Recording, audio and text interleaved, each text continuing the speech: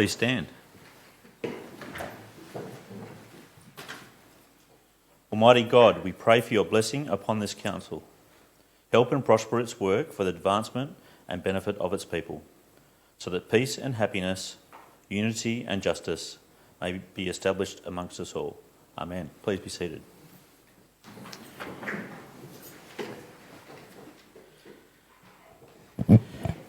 Manningham City Council acknowledges the Wurundjeri Woiwurrung people as the traditional custodians of the land we now know as Manningham.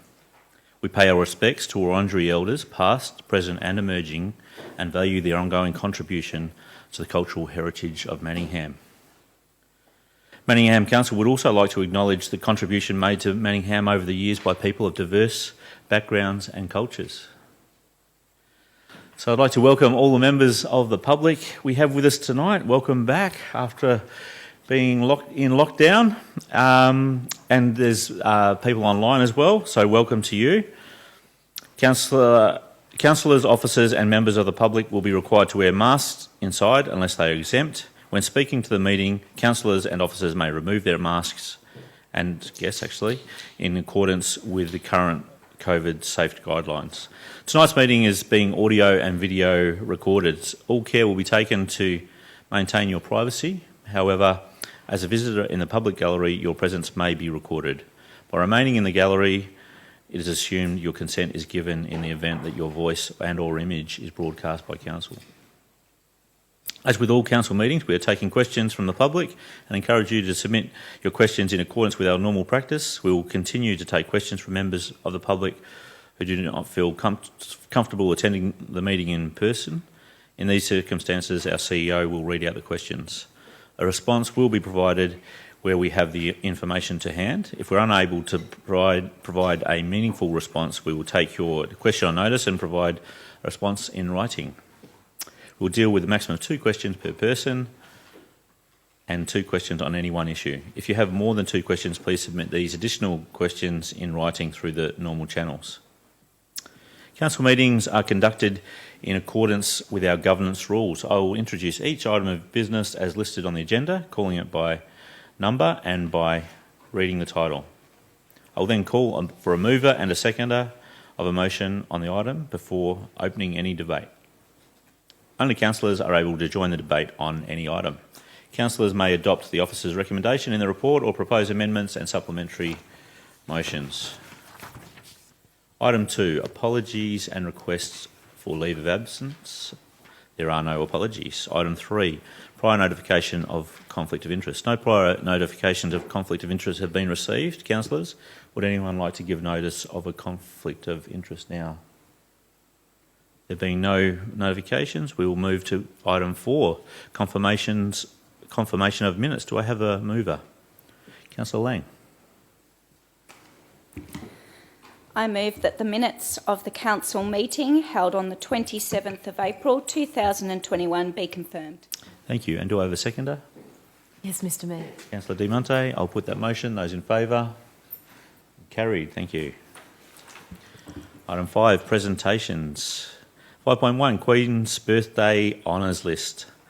I'd like to acknowledge the Manningham residents who have been honoured for their community and career contributions in this year's Queen's Birthday Honours List. We have a number of awards. Member in the General Division, AM, were Dr Kumar of Doncaster for service to the Indian community of Victoria. Mrs Rahay of Doncaster East for service to tennis. Mrs Wright, also of Doncaster East, for service to international health. Ms Marlowe of Templestowe Lower for service to the community through social welfare organisations. Mrs Monley of Templestowe Lower for service to the community through a range of roles. And Mrs Pearce of Warrandyte for service to sport administration. I'd now like to move on to, so congratulations to all those honours list recipients. I would now move on to item 6, which is petitions, and 6.1, petition review of safety in Macedon Square shopping precinct. Ruffy Ward. Do I have a mover? Councillor Stephen Mayne, and a seconder? Councillor Kleinert. Councillor Stephen Mayne, would you like to speak to the motion? Sorry, actually, but before you move on, could you just read the motion in full? Yes. I move that the petition with 48 signatories from residents seeking a review of traffic management and safety in the Macedon Square shopping precinct be received and referred through to the appropriate officer for consideration. Thank you. I'd just like to make a couple of comments about it. So I think I'd like to thank Nicholas Sibilis, who has a tax and investment advisory business at 29A Macedon, for arranging the petition with 48 signatories. We all saw the footage on the television news the other week of the accident that occurred outside the Riddick Cafe. And we will, I think it's fair to say that we're all very aware of this, and we will have a bit more to say about this issue when we deal with the budget later on. But there's been a number of incidents, maybe COVID related, and I think all councils across Melbourne are very aware of managing these safety issues, often with elderly drivers. So the petition is particularly timely, and this is one of the worst accidents we've seen in decades in the Manningham shopping strip, and council is very alert to it and thanks all the petitioners for taking the time to engage with council on this important issue. Thank you, Councillor Mayne. Councillor Kleinert. I'll put that motion. Those in favour? That is carried. Thank you. Item 7, public question time. We've received a number of questions submitted by the public. Our first question is from Ms. Moira Deeming. Our CEO will read out Ms. Deeming's questions. Thank you. Thank you, Mayor. Can local government councils provide sex-based / targeted services and facilities separately to gender identity-based / targeted services and facilities? If not, why not? For example, can we legally put signs on a set of public toilets declaring that one is for biological males, including males with an intersex condition, one is for biological females, including biological females with an intersex condition, and one is for people with transgender identities of any biological sex? If not, why not? Thank you, Mr. CEO. Ms. Deeming, thank you for your questions.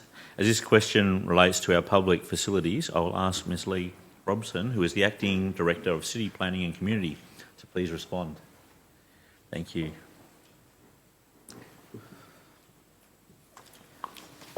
Thank you, Mr. Mayor, and thank you, Moira, for your question. Council, through the development of its public toilet strategy, acknowledge that gender-segregated toilets are common and can unnecessarily limit usage and exclude our LGBTIQA+ community. To respond to this, our toilet strategy includes actions that require Council to ensure toilets include well-placed, clear and inclusive signage, and for that signage to include a toilet symbol instead of gender symbols, except where a gender-specific toilet is required. An example of this is evident in the redevelopment of our Manningham Function Centre, which is shortly to be completed upstairs. For the first time, it will include all gender toilet facilities in addition to the male and female toilet facilities. Thank you. Mr. Mayor. Thank you, Lee. Our next question is from Mr. Stephen Chapman. Mr. Chapman, would you like to come forward?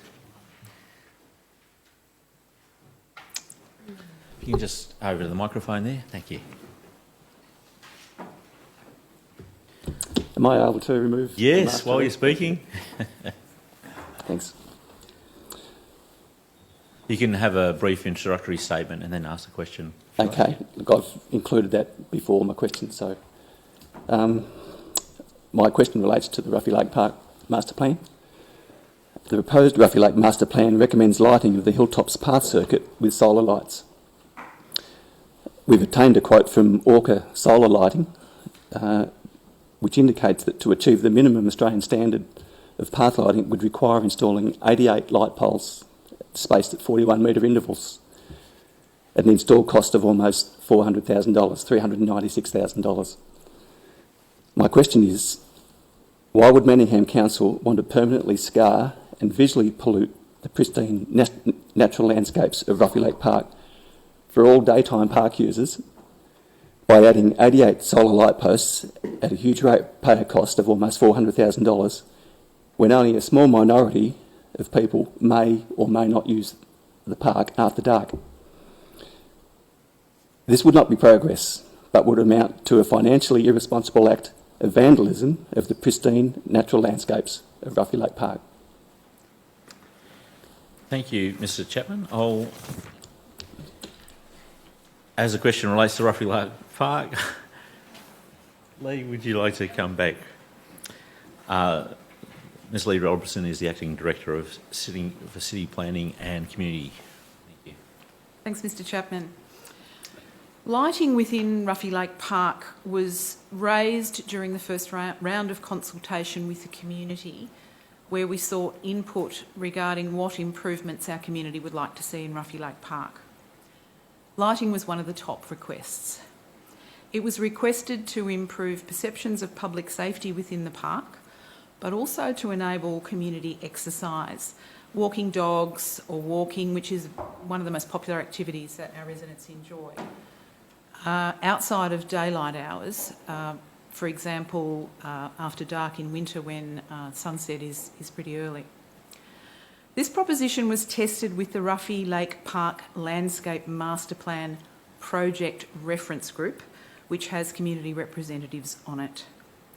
It was determined by that group, using the results of the consultation, that the lighting of the Hilltop Circuit Trail would be most appropriate, as it was a well-used running and walking circuit and had good links with the dog off-leash areas, enabling greater use of the park outside of daylight hours. The design of the lighting is intended to minimise the visual impact of the light poles within the park, as well as to minimise the light disturbance on wildlife and on adjoining residents. The lights would be timed to be switched off at certain times so that they would not be on all night. Lighting options in general will be assessed in the context of what's known as the CEPDED principles, crime prevention through environmental design, to minimise the nighttime glow and the impact on wildlife, but also to enable it to be functional for people who can use the park for exercise. We can consider the lighting of the new Hilltop circuit to be considered as a staged implementation, if indeed that's required. Thanks, Mr. Mayor. Shall I just sit here? No, that's okay. I think you're done. I'll answer the next one. Oh, sorry, yes, you can. Sorry. I did forget. Sorry, Stephen. You have a second question. I do. I'd love to further discuss that, because once they're installed, we've lost, it's the jewel in the crown of Manningham, and to put light poles throughout the whole park is just, I can't believe it. Yeah. Anyway. We've heard your question, yeah. Mr. Chapman. Yeah. Question 2. 16 residents of Mccallum Road submitted 3 separate petitions objecting to 3 of the recommendations of the Ruffy Lake Park Draft Master Plan. Yet to date, no attempt has been made by councillors or council officers to provide an opportunity for us to discuss our concerns with them. We would still appreciate such an opportunity to discuss our concerns.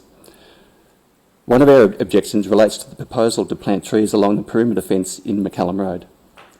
This tree planting would effectively block out the much-loved views of the park currently enjoyed by 10 Mccallum Road households. No park users have requested this action. It is purely an arbitrary council-driven initiative. Indeed, we see numerous walks in the park often stop to admire the carefully maintained gardens and lawns of properties along Mccallum Road. We certainly have no objection to tree planting. In fact, the Mccallum Road residents have planted many hundreds of trees in Mccallum at Ruffy Lake Park over the years at community tree planting days. We just don't want the views that we have enjoyed every day for up to 40 years to be taken away from us.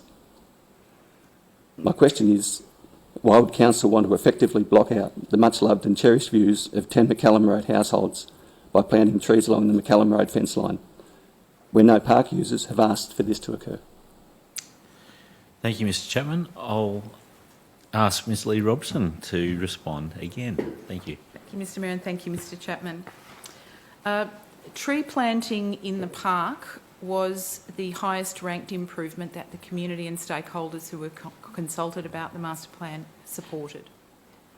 Tree planting is proposed right throughout the park, not just on the perimeter, to maximise shade, amenity, create a windbreak and to separate some of the park areas. The recommendation for additional tree planting to the perimeter areas of the park, including the Mccallum Road frontage, is intended to soften the park interface. This action is not exclusive to Mccallum Road, with perimeter planting proposed along the boulevard, King Street and adjacent to properties at Ruffy Lake Court and Nurulum Close. Various tree species can be considered, including low height trees, to protect the sightlines from Mccallum Road. And I think that's what the team are suggesting in this instance. Okay, I would have loved to have had some conversation about this, but there was none forthcoming. We submitted these on the 18th of December and it's been 6 months. This is an important document and it's just really disappointing that there was no attempt from council or council officers to talk to us about this.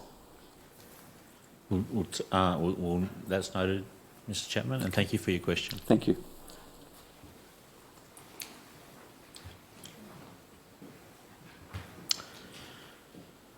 I think our next question is from Ms. Helen Jusovic, OEM. Helen, you know the drill. Yeah.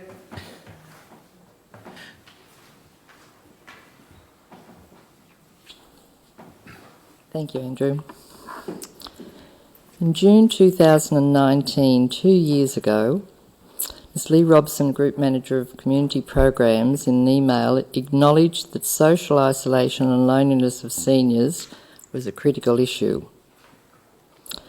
Manningham Council participates in a community activation and social isolation initiative which is funded by the Department of Human Services and Health and Human Services. This initiative was set up to help build social connection and support networks in the local communities, for example, the Women's Friendship Group, especially during COVID. The statement on the Council's website leads the community to believe Council cares about seniors in the community with mobility and health issues who experience social and cultural isolation and loneliness, and therefore to provide a solution to combat this. A solution was submitted by the Women's Friendship Group requesting the Council provide a community bus free of charge.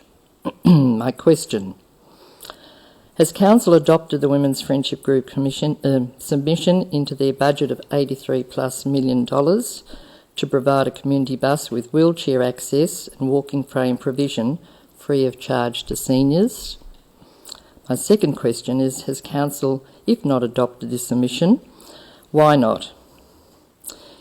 Is it under consideration, as there is a 7 to 9 months lead time on any new vehicle as such a bus? And what would they give consideration of leasing, and what would your projected timeline be, please? Thank you, Helen, for your questions. I'll answer that. And I appreciate your advocacy. We appreciate your advocacy for your community in terms of this request. It was considered. It's not in the budget as a line item to take action on that bus.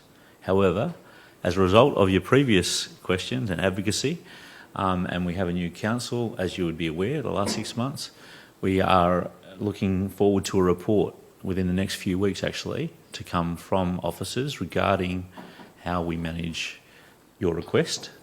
That will follow on, so that'll bring a number of options for us.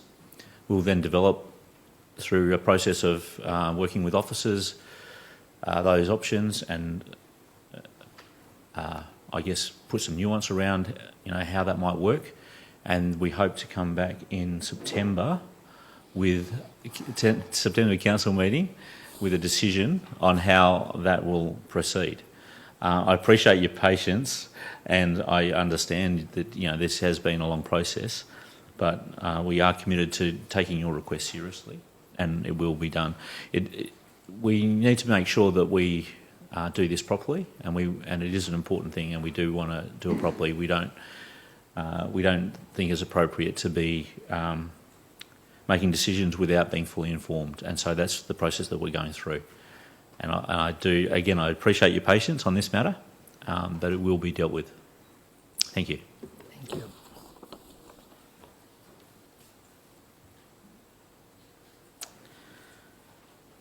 So thank you, Ms. Jurcevic.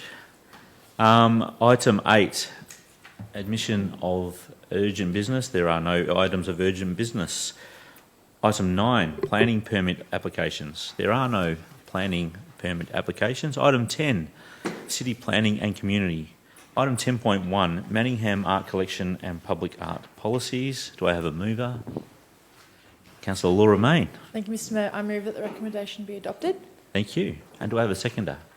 Councillor Diamonte. Councillor Main, would you like to speak to the motion? Just briefly. I think it's great that we're endorsing these two policies that we put up for public exhibition in the April council meeting. So I guess just briefly, these policies are both based on the advice of the Arts Advisory Committee and accompanied with detailed guidelines and robust framework in accordance to industry best practice. I think something noteworthy about these policies is it includes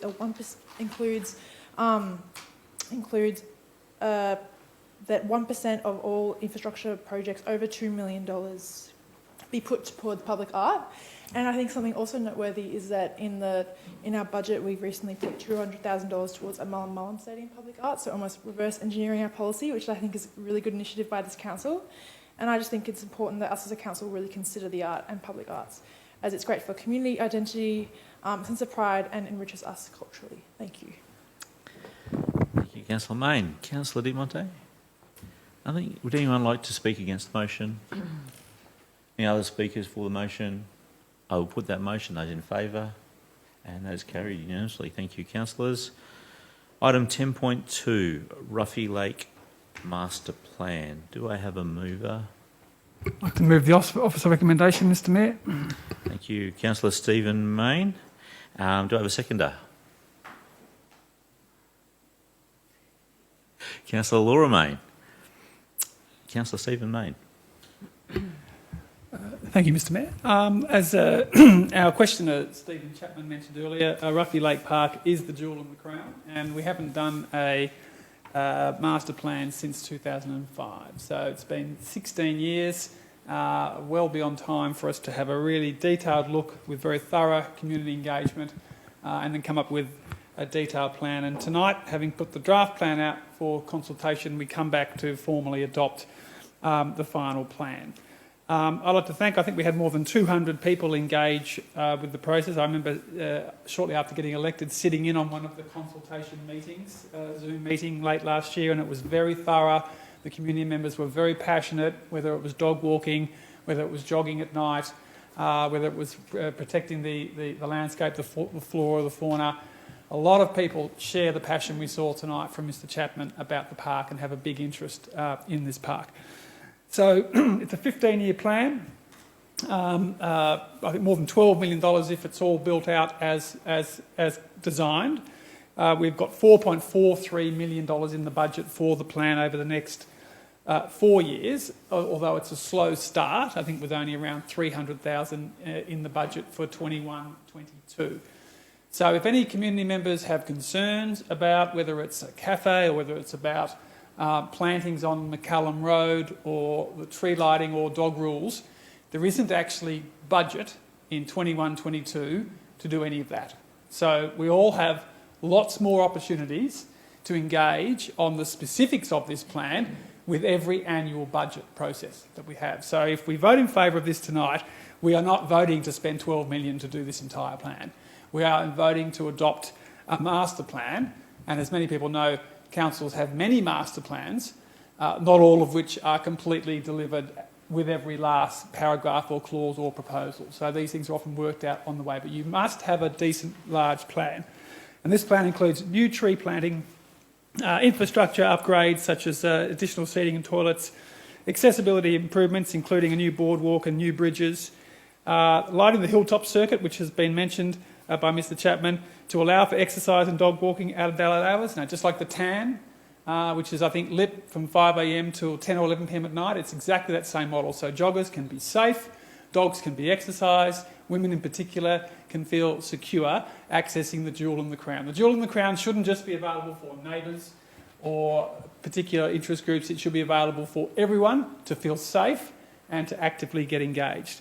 I'm personally really excited about the cafe. I think it's been a long time coming. The youth space proposed is exciting. The new playground on Victoria Street is exciting. And the Waldo precinct is also exciting. So I guess my biggest issue with this is, why are we only talking about 4.43 million over the next 4 years? I'm hoping as a group of councillors we can spend 10 million over the next 4 years and get the majority of this plan done and delivered. Because it is the Jewel and the Crown. It deserves many millions of our dollars to improve. We've been through a very comprehensive process. The officers have done a great job, led by Stacey Robinson. I thank the officers for all their work, the community for their input, and look forward to seeing us move forward with this excellent plan. Thank you, Councillor Stephen May. Councillor Laura? No? Are there any speakers against? Yes.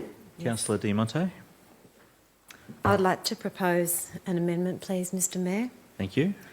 So that the Council note this report and community feedback received, and that the Council endorse a final Ruffy Lake Park Landscape Master Plan without the inclusion of lighting on the Hilltop Circuit Trail, with a view to further community consultation being undertaken regarding this element of the master plan.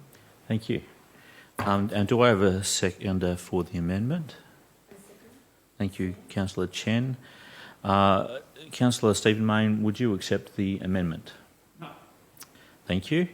We'll therefore have a debate regarding the amendment before it's made a substantial motion. Sorry, is that... Got to debate the amendment, Mr Mayor. That's right, yep. Yep, so I go back to Councillor Diamonte. Yep, just want to make sure. Thank you. Thank you. So Ruffy Lake Park, made some notes, is a peaceful, serene environment in the centre of urban Doncaster, where we've all said people of all ages, from walks of life near and far, enjoy the natural environment and find peace from the rigours of daily life. The park also has a diverse ecosystem, being home to many plants and native animals, many of which are nocturnal. The park is home to at least 100 species of bird life that have been sighted, and the officers even note in their report that it includes significant species of bird life. This park is their home. And when we take so much land from our wildlife, and we are continuing to do so, it's really important that we preserve places like Ruffy Lake Park for our wildlife and bird life, as well as for humans. I feel very strongly that Ruffy Lake Park is a place for animals and people. Bird life and nocturnal animals rely on the natural cycles of sunrise and sunset for rest, hunting, mating. There is already so much artificial light around the park that I worry the impact of lighting the Hilltop Circuit will have an impact on the natural rhythm of these animals. I also see the impact of an increased number of walkers and cyclists around a park at a time when these animals can finally come out of their hiding to look for their food. Finally, I am worried about the impact of lighting to attract crime. While the Hilltop Circuit may be lit, there will be places in the park that will be very dark, and they're great places for people to hide, lurk, and represent a danger to someone walking along the track late at night. Only last night we had an incident of a car doing burnouts in the park, and I walked across the trail this morning and saw where they had the fire. And while there was some community support for lighting the Hilltop Circuit, I think it's important to note that 35% at least of respondents either did not support or were unsure of their support for the lighting, and we had Mr Chapman's petition tonight. I do note that the officer's report said that there will be an assessment of the lighting in the context of crime prevention through environmental design and also the environmental impacts. However, while I thank the officers for this, they also sought approval from us for commencement of a staged installation of lighting commencing with a pilot of lighting the Hilltop trails. So I don't see the relationship between the assessment and then that pilot. So based on this, I don't support this aspect of the master plan, particularly given these assessments are yet to be conducted. And I think it's important that as a council we fully understand the impact and community consultation before we include it. Thank you. Thank you, Councillor Diamante. Councillor Chen, would you like to speak to the amendment? Yes, I do, Mr. Mayor. In the past 4 years, Council have made a lot of improvement in the park. For example, we made the viewing platform accessible, new footpaths near Church Road South, and more sittings and more scheduled mowing. And the Church Road South footpaths and car park are on the way as well. I said it before, and I said it again here tonight in Council. Less is often more with regards to parks and often simple features such as footpaths, trees, grass, cities are those that have the widest appeal. Maybe that is the reason why there are 47% of respondents who do not support the plan. It all depends on what questions you ask when you did the consultation. If you ask, will you support more lighting? Yes, for safety reasons, without knowing the consequences. That is why Councillor Diamante have said it all, and I don't need to repeat it here again. But of course, there are very good elements in this plan, such as signage, such as establishment of Friends of Rocky Lake Park community group. But no doubt, there is also concern. Again, it all depends on what sort of questions you ask and how you ask the questions. There is concern, for example, about the shared paths that will compromise the worker safety.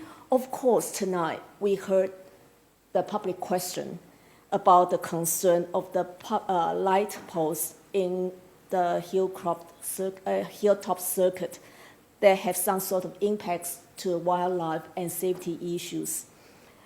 And also cafe, just like Councillor Mann fully support the cafe, but I know very well that cafe has divided our community.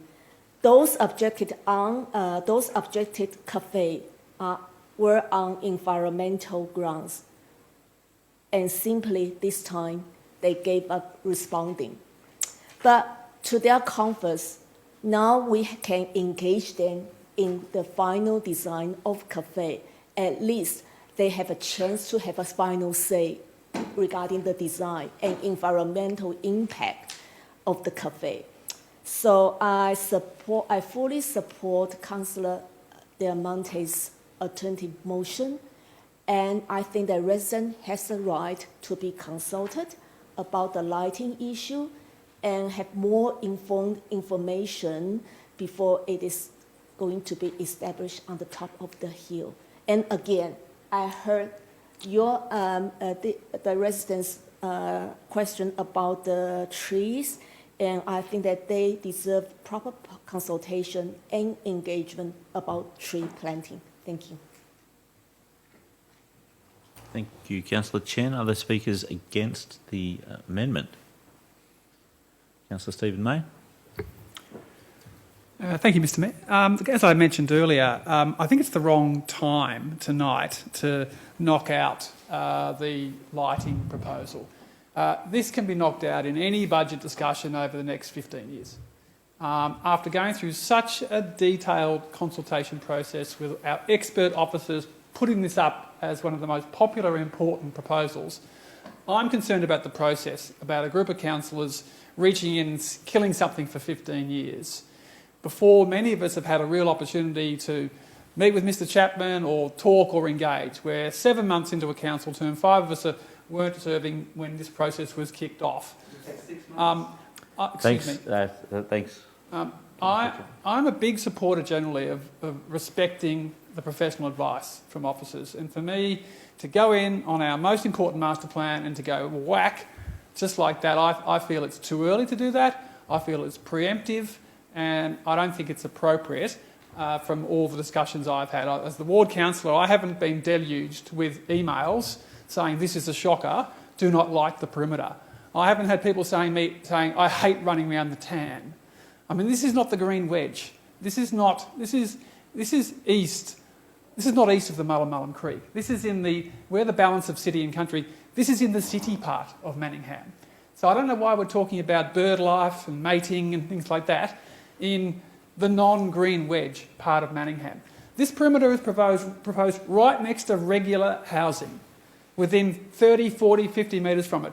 I don't think the ducks and the koalas and even the reports of crocodiles, I don't think they're all up at the perimeter of the park next to the boulevard doing things between 8 p.m. and 5 a.m. And if they are doing things then, they will still be able to do it between 11 p.m. and 5 p.m. because the lights will be off. So, councillors, I urge you to respect the process of the officers. Let's have a debate about this, but let's not kill off one of the 5 most important planks of this proposal with a political intervention on the floor at very short notice where we've had one submitter talking about this. I feel very uncomfortable, and I think we should stick with the professional officer recommendation, which has been mediated through enormous community consultation processes, and then have this further discussion in a calm and considered way with each budget decision down the track. It may never happen, but it doesn't need to be killed tonight. Thank you, Councillor Stephen Mayne. Do I have a speaker for the amendment? Can we ask a question? Yes. Thank you, Mr Mayor. I just have a question about the amendment. Listening to the speakers for the amendment, is the amendment just referring to changing the lighting in the officers' report, or is the amendment referring to the tree planting, the cafe and the lighting? Thank you. Thank you, Councillor Lang. My reading is it is about the lighting, about removing without the inclusion of lighting on the hilltops, and with a view to further community consultation being undertaken regarding this element, which I assume would mean the lighting element of the master plan. Is that so? I'll check with the CEO. Is that that's your? Yep. Councillor Lang. May I ask another question, Mr Mayor? Yeah. Thank you, Mr Mayor. And in terms of the amendment the amendment suggesting that the Ruffy Lake master plan go ahead but with the removal of the lighting, I wonder if officers are able to answer the question. Would the addition of lighting, if it was removed here, be able to be considered somewhere else in the master plan implementation stage strategy? Thank you, Councillor Lang. I will refer that to the CEO. Thank you, Councillor. My reading of the proposal is that it would be removed from the master plan as it is, and the expectation would be that there was some community consultation specifically about that element, and obviously that would need to come back to the council in terms of, if you like, amending the master plan at some point in time to effectively put it back in. Thank you. Were there any speakers for the amendment? Councillor? Yeah, Councillor Climate. So the question would be, if the recommendation is as stands without the lighting being pulled out, is there still further discussion that comes back on, like the type of lighting, or this master plan is at very high level, the detail of which, how that lighting is, what sort of lighting, the whole engineering side of that, does that still get further discussed? I'll refer. So, yeah. As an example, meaning we still get this outcome, but we're endorsing a master plan that had over 1,450 participants just in responding to a survey. There's a whole list of other engagement. If I can have that clarified. Yeah, thank you, Councillor. So as was pointed out, and as per your budget that you've got in front of you tonight, you'll have each year your capital program will outline the elements of this master plan that might be included. As Councillor Stephen Mayne said, there'll be an opportunity at that point in time to understand what that project actually looks like. There would have to be some business case and some more design work done, and that would form a part then of the capital program in any year, and Council would obviously have the opportunity to understand that in a bit more detail at the time. On behalf of the amendment, in favour, thank you. Councillor Goff. Thank you, Mr. Mayor. And I actually pose, as I'm rising here, a rewording of the amendment. And it is to, in Part B, it is, you said here, endorse the final Ruffy Lake Master Plan. So endorse the Ruffy Lake Master Plan, excluding the inclusion of lighting, with a view to further community consultation being undertaken regarding this element of the master plan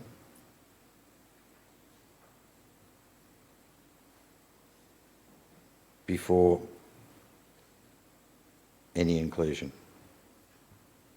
In other words, what this motion actually is saying, that we're going to exclude lighting, we're going to consult, and then it could be put into the plan after that further consultation.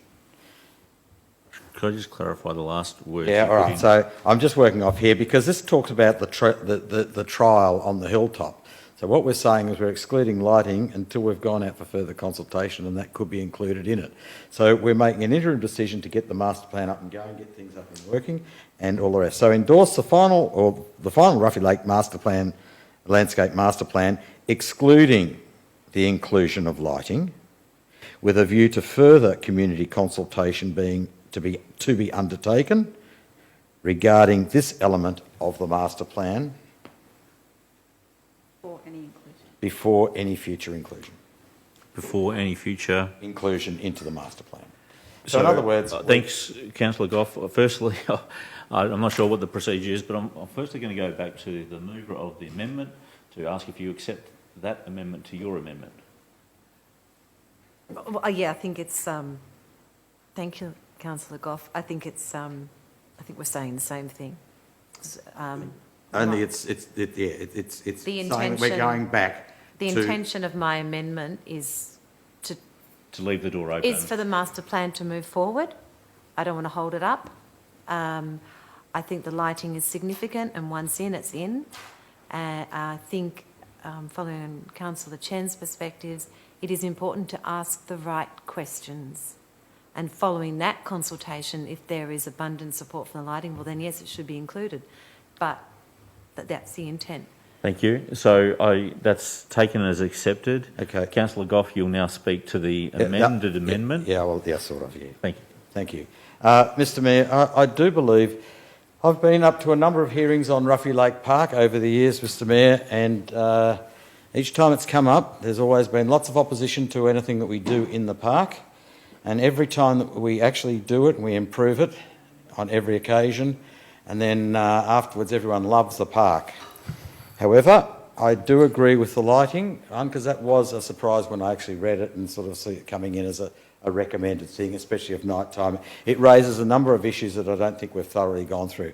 The opening hours of Ruffy Lake Park, should it close? Most parks, a lot of the suburban parks along the river do close. They have boom gates that go across. You can go in there. There's no one going to arrest you if you do. However, it is clearly closed.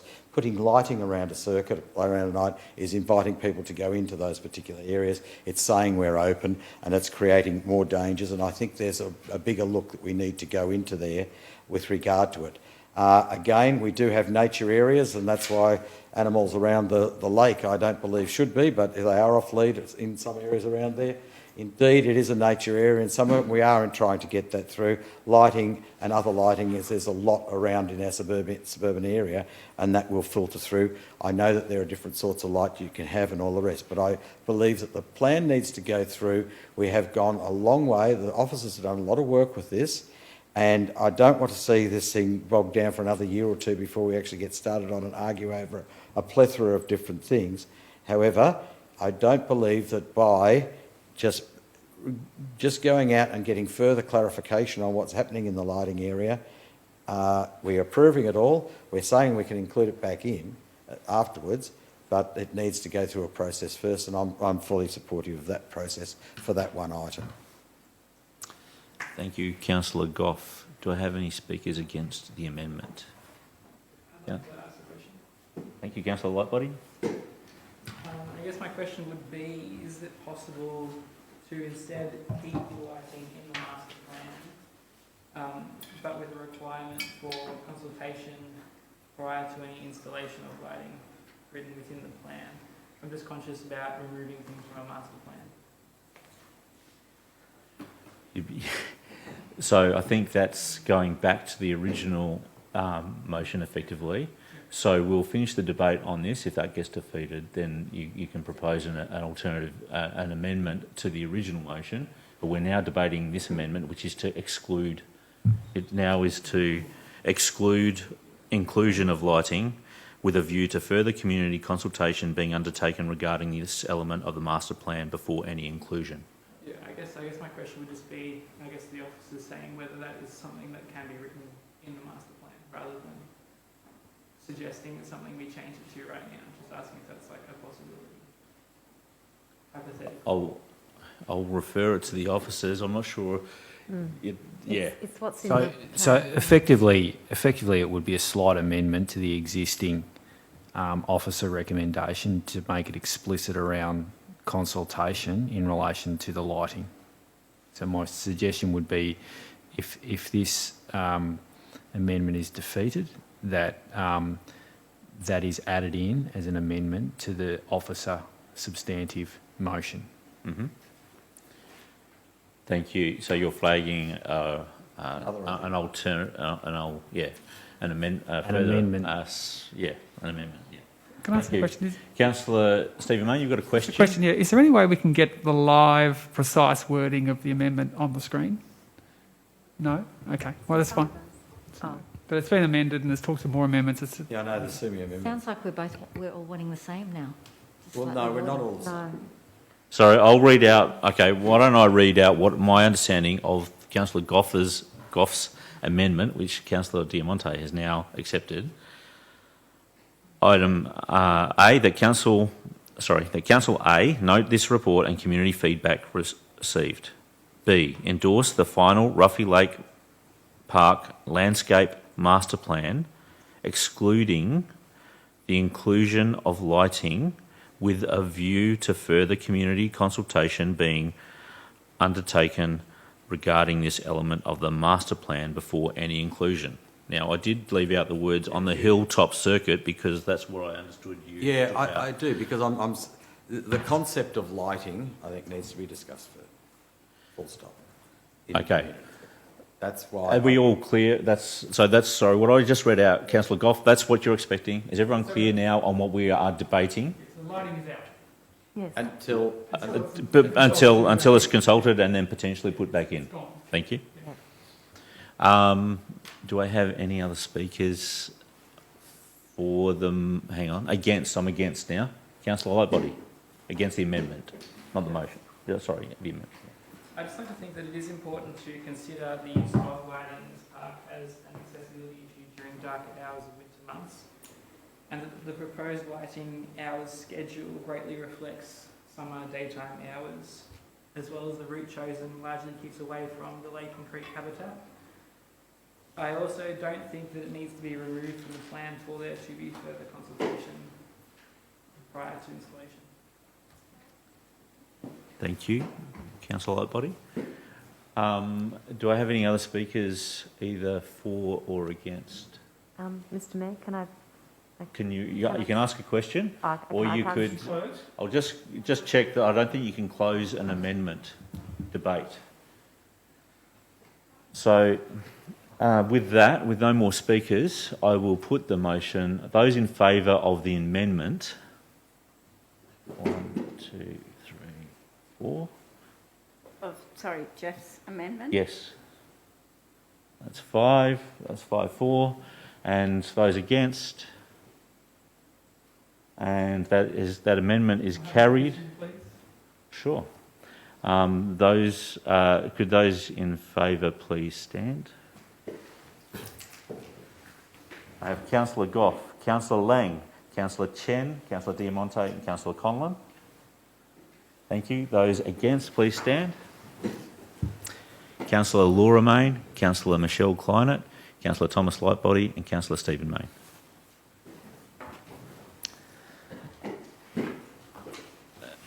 Now that is the substantive motion, we go back to, so we've accepted the amendment. Now we'll go through the process of the motion. I think that's correct. So I'll go back to Councillor Diamonte. Would you like to speak further to the motion? She spoke to it. No. Well, She's only spoken to the amendment. she's spoken to the amendment. It's become a substantive. Yeah. It's standing motion. You can put it together. She's entitled to speak again. I think I don't need to say any more that the amendment's passed and... Thank you. Councillor Diamonte. Councillor Chen. Would anyone like to speak against the motion? No? I will put that motion. Those. Close the debate, please. Sorry? Can I close the debate? You I've can- had no speakers against. No. But even if it's amended, then you have a close it. The owner of the motion is currently Councillor Diamonte, effectively. It's the mover of this substantive motion. Sorry, it's Councillor Goff, yes. No, hang on, she has accepted. She accepted mine, but it's you she put an own this. alternate motion up, Mr Mayor. So after, she put an amended motion. Yeah. So once that amended motion, that became the emotion. You That's then right. put the substantive, if you want to put that again, we can vote on that again. That's There's right. no more debate. Well, there can be debate, is my understanding, and I could be wrong. There can be debate if people want to speak against it, but that means that if it's defeated, that means there's no alternative motion. So, look, it doesn't look like this. I think we've all had our say. Does anyone want to speak to either for or against the motion? I will then put the motion. Sorry, Councillor Lane. Could I please ask a question, Mr Mayor? Sure. I'm understanding by our conversations and our points of view and the decisions tonight that most of us seem to be in favour of the Ruffy Lake master plan as it's been presented to us by officers, and it is the one issue of whether lighting should be included or not included at this point in time, and whether further consultation will then either add to it being included or not included. That's what I'm understanding. That's correct. So therefore, I'd like to have the opportunity for people to have their say and be heard, because it's very much a I think we're, as Councillor Kleinert said, I think we're fairly all on the same page, but at the same time, there is this clear distinction by having it in, hearing consultation, and then taking it out, or having it out, hearing consultation, and then putting it back in. And I'm not really sure. I'm not really sure that I am. So my question is, I was meant to be saying a question. My apologies, Mr Mayor. My question is there a recommendation of how we should proceed, whether we should leave it in, consultate and take it out from our officers or from our, officers, or that we should take it out, have consultation and then put it back in? So I probably We've refer made the that decision. to the C. Yeah. We've made the decision on the exclusion of the lighting until there is further consultation. Okay. Being part of the substantive motion, which is now what we're trying to get to a point of voting on. Yeah. So then should everyone then be heard to do everyone, I closing? think. Well, if anyone, I've left it open for if anyone needs to be heard. If they want to speak for or against at this stage, no, I haven't seen any indication from councillors. Am I able to move an alternative motion at this stage? Yes. He's allowed to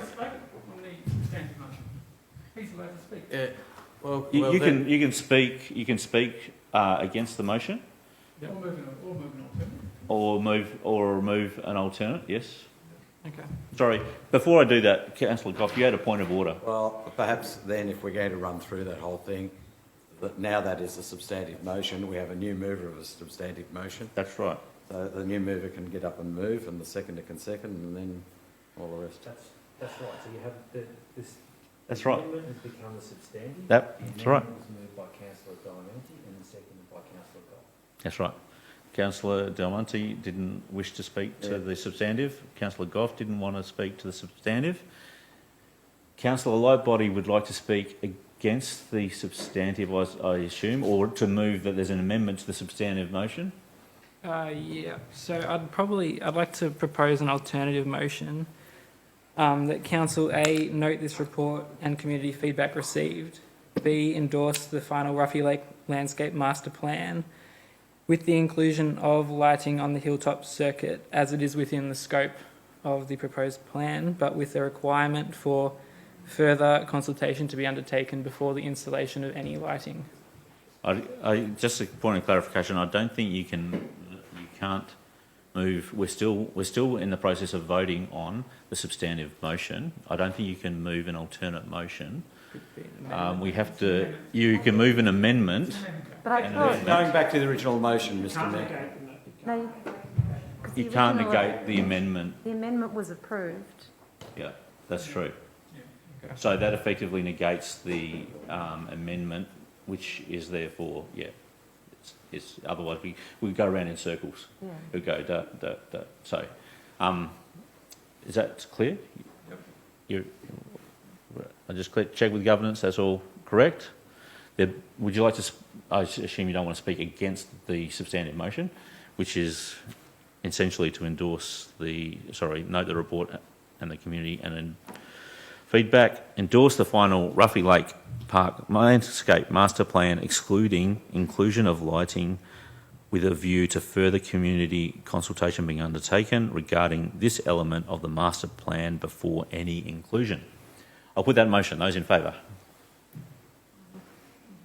Yep, and those carried unanimously. Thank you, councillors. Great. 10.3, 21-22 Community Grants Program Allocations. Do I have a mover? Mr. Mayor, Thank you, Councillor Chen. I wish to move an alternative motion, please. That the officer's recommendation be adopted with the following changes. Dot point 3.2, amended to read.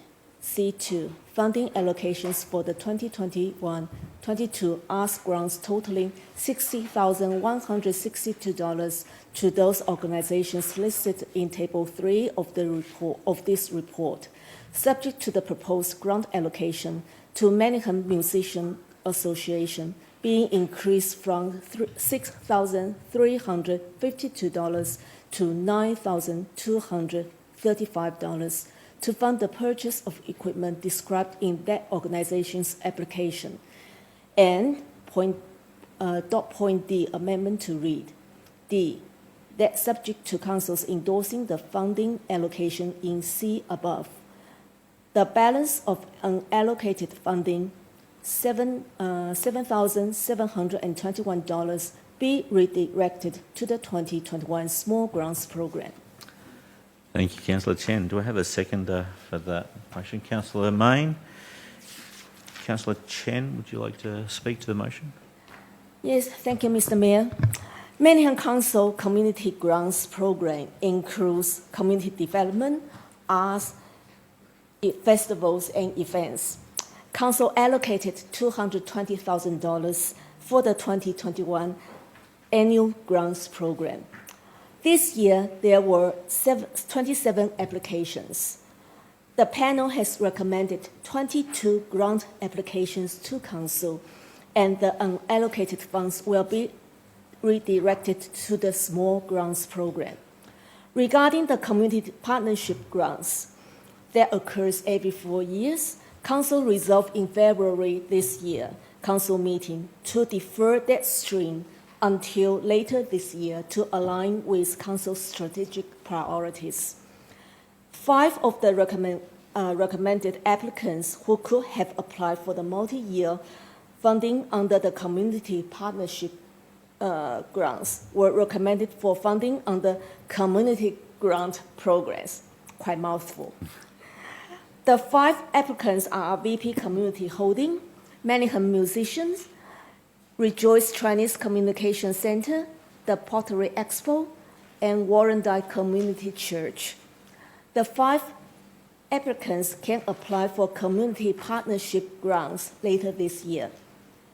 I know that some applications only received partial funding recommendation.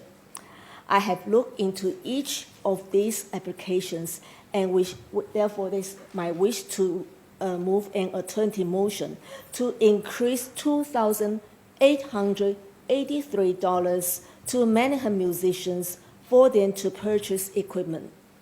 I know that the panel suggested that applicants to apply for small grants. Mr. Mayor, I'm mindful that the small grant has a cap of $1,500.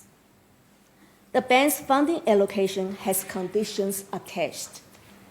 The band is required to perform at the citizenship ceremonies, 4 concerts a year for the community, and they are also required to pursue opportunities to perform at schools and aged care facilities. I have to say that some venues are not ideal for concert performance. With the additional $2,883, the band can purchase event portable PA and microphones to deliver good sound quality music at the events. If they have to find money elsewhere to purchase equipment, they may have less money to purchase music. They may have to increase their membership fees. They may increase their ticket price. I do not wish to see that happen in Manningham. Currently, the ticket price is very affordable, $10 for adult, and children under 13 is free. Manningham Concert Band has been one of the oldest bands in Victoria. The band is our valuable asset. We all know that running a concert is costly. A band will generally be priced from $3,000 to $6,000 for one performance, depending on size, quality, and experience. Council and the community actually receive great value for money. Therefore, that is my reason to move the alternative motion, and I would love to see Councillor support for this motion. Thank you. Thank you, Councillor Chen. Councillor Stephen May. Thank you, Mr. Mayor. I'd like to thank Councillor Chen for putting up this excellent amended motion. I think she makes a compelling case for supporting the Manningham Musicians Association. We don't have that many Manningham-centric arts groups, just like we don't have many Manningham-centric charities such as Doncaster. So when we do have them, we should support them. Now, the average professional musician earns about $20,000 a year. It's one of the worst paid professions going out there. You never hear anything over the loudspeaker say, would the banjo player please go outside and move his Porsche? I mean, it just doesn't happen. Musicians are hard up, they are battling. No profession has been hit harder, I'd argue, by the pandemic than musicians. They are the marginal cost that the venue can save, but the venues have all been shut anyway. So the least we can do, with $83 million in the bank and arguably the strongest balance sheet in Victoria, is give an extra $3,000 to our musicians, our Manningham musicians who perform at our citizenship ceremonies. I'm probably biased because my mother was a piano teacher and my 2 sisters are in bands, and I've watched them all work very hard and make very little money over the years performing for residential care and parties and you name it. So musicians deserve support. Overall, I think the process has been good. We did have a 27% reduction in applications, probably because of the pandemic. I think the officers led by Lee Robson, Justin Hanrahan and Frank Vasiliakis have done a great job in assessing it. We had 308,000 of applications, tasting $220,000. The proposal actually left headroom of $10,600. We're only spending $209 when we had a budget of $220. So an extra almost $3 for the Manningham musicians is still leaving headroom of $7.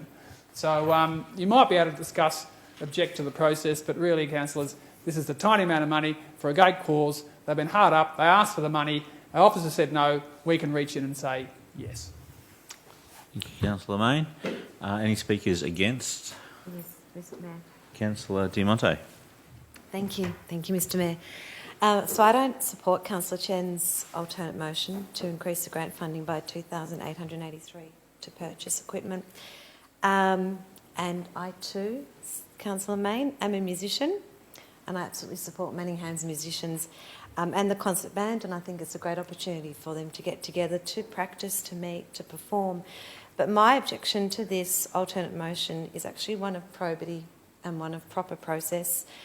When it comes to the allocation of funding, whether it's through grant funding or procurement, I believe the role of a councillor, or in fact anyone in a governance role, is to confirm that the proper process was followed, that an open process was followed, that all applicants were provided with the same process for consideration, and that decision-making criteria was applied in the same way. I do not believe that we should be nominating increases to the amount funded, as this could represent favouritism. Why should one group be allocated more than another by a councillor? Why would one group be more favoured? Now, I know Councillor Chen is a very ethical person, and I also know that Councillor Chen supports due process and that her alternate motion is absolutely respectful to the process. However, perceived conflicts of interest and perceived favouritism can be just as damaging to the reputation of an organisation as an actual conflict. We're all familiar with the Herald Sun test, and what would we be comfortable as a front headline on the newspaper? Finally, Point of order, Mr Mayor. Councillor? I don't think there's any relevance to raise a question of conflict of interest. I just don't see that there is any conflict of interest here. I think it should be ruled out as my perception irrelevant. of the argument was about the perception of conflict of interest and favouritism, and the reputational damage. So I'm going to. Could I continue, please? On the basis of point of order, sorry, just. Yeah. And I would like Councillor Diamonte to take the comment back, because that is my attorney motion. For what Councillor Diamonte have mentioned, and I feel implication about bias, about conflicts, which I'm not a musician. I have no association with that, any organisation. That is the. I mean, that we can go on and on if we insist on so-called due process. I'll ask. Thank you. I'll probably let you say a few too many things. That's okay. No, but Councillor Chen, the comments were not made in any. They weren't meant to be taken in offence. My understanding of the comments were that they were part of an argument to highlight the potential for people to see a conflict of interest or favouritism. It's not. It's the principle. It's not directed at you personally, is my understanding. But I'll give Councillor Diamonte an opportunity to withdraw that comment if you so wish. Yes, so my apology. I didn't mean to cause any offence, Councillor Chen, because I do think you're a very ethical person, and I stated that you're a very ethical person. My problem with this alternate motion is the perception of conflict and the perception of one. So just to clarify, like I think I withdraw any. It's not so much the conflict; it's the favouritism. I think is what. Okay, I withdraw any. I was not saying, Councillor Chen, that you're showing favouritism. What I'm trying to say is by anyone in a governance role, councillors, etc., being involved in my view. Making these decisions, it can create a perception of conflict or a perception of favouritism, which is my concern with this alternate motion. I did want to continue to say that Manningham musicians, as you pointed out, Councillor Chen, can apply for the Small Grants Program. I note that you said that it was capped. But I also note that they did have unspent funds from their previous grant allocation when they were not able to perform during COVID. Thank you. Thank you, Councillor Diamante. Question, Mr Mayor. Councillor Goff, question? I've heard that the word due process is needed to be followed. Is it due process that council signs off on these allocations of money? If it wasn't to come to us, is that part of our due process when it comes to council to sign off on them? Would you like me to refer that to you? It is. Thank you, Mayor. Sorry, to the CEO. No, thank you, Mayor. So the process here at Manningham is that we bring this particular grants program, according to the policy, up to council. There is another grants process that we don't bring up to the council, and that decision is made under delegation and then is reported up to the council in terms of results. This is a yes, yeah? That is a yes. My second question. Is it part of due process that councillors can amend the recommendation? I'll refer that to the CEO. Yes, it is within council's power to amend officer recommendations, and it has occurred previously. Thank you, Mr Mayor. So any allegation that this is not part of due process is incorrect? I will refer that to the CEO. An allegation of it not being due process, being incorrect. Well, the reality is, as I've said, councillor, this is the due process for grants. Thank you, Mr Mayor. Thank you, Mr Mayor. I've had my questions answered. Questions answered. So, speaker against. Speakers for? No. I will put it back to Councillor Chen to close then. Thank you, Mr. Mayor. There is a lovely debate, and I learned a lot tonight. And haven't received their comments in the past 4 years, so quite an amazing experience. Why there is, as I said that before, there's partial funding allegation that I look very carefully for each criteria, whether I'm satisfied or not. If they request $100, I wouldn't give them 101. But if they request $100, if allocated $9, and I will ask questions and review the reason. I heard Councillor Diamante question about they did not perform, but they actually deleted that amount that did not perform from their funding application. If you look closely into the funding allocations, the reasons, and you can see the very big difference between the musician group and the rest of the groups. And I have to say, they are special, not only because they are the oldest band in Victoria, their targeted age groups is all ages. Their expected attendees are 11,000 people. Most importantly, 95 of them are Manningham residents. If you look closely of those applications, I suggest Councillor, look closely. Some of the high performance, big name organizations have very little local contents. That is why I don't mind you say that I'm favorism. Yes, I love them because they have the big local contents.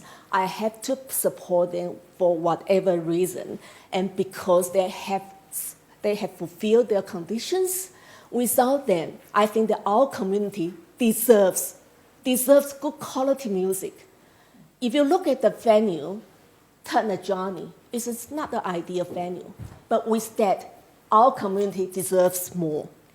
And I have been attended many events, and I think that that is our councillor's role to see it for ourselves. That is why I strongly ask councillor support for this motion. Thank you. Thank you, Councillor Chen. I'll put the vote. Those in favour? Those against? And that's carried. Decision. Thank you. Those in favour, could you please stand? We have Councillor Goff, Councillor Lang in favour, Councillor Chen, Councillor Laura May, Councillor Michelle Kleinert, Councillor Thomas Lightbody, Councillor Stephen Mayne and Councillor Andrew Conlon. Those against? Councillor Diamante. Thank you. Item 10.4, Draft Yarra Strategic Plan. Do I have a mover? That the recommendation be Councillor adopted. Kleinert. Thank you. Do I have a seconder? Councillor Lang, thank you. Would you like to speak to the motion? Thank you, Councillor. I'm confident, Mr Mayor, this won't be as contentious. This is just a very minor tweak at the May 25th council meeting. We endorsed the Yarra strategic plan. Part of the process is that Melbourne Water are the lead agency in this plan. They need to go out to all the stakeholders, council being one of them, and that we endorse the plan, of which we did last month. What's basically happened is there's some minor tweaks and adjustments that need to be made, or modified wording. So really this is just their minor amendments. So we're just going through the process to bring it back and to endorse it, including those minor adjustments. There's nothing major, there's nothing big, and it's just part of the process of which to get that signed, sealed and delivered. Thank you. Thank you, Councillor Kleinert. Councillor Lang? No, thank you, Mr Mayor. Councillor Kleinert said it all. Thank you. Thank you. Any speakers against? I'll put that motion. Those in favour? And that is carried unanimously. Thank you, councillors. Item 11.1, Tree Amenity Value Policy. Do I have a mover to defer? Councillor Lang? Thank you, Mr Mayor. I move that council defer this request, refer this report to a future council meeting to enable further consultation with stakeholders and legal advice to be sought on the implementation and the endorsement of our tree amenity value policy. Thank you. Thank you, Councillor Lang. Do I have a seconder for Councillor Lang's? Thank you, Councillor Kleinert. Councillor Lang, would you like to speak? No, thank you, Mr Mayor. Probably procedural, but therefore I won't even have debate, and therefore I'll put it to the vote. Those in favour? My question is, does the referral need an action date? My understanding it doesn't, but I did say a future council meeting. yeah, that's my understanding. But I will just let's just wait. I appreciate that. Let's get it 100% sure, because if it is, we'd have to go back and do it another time. So.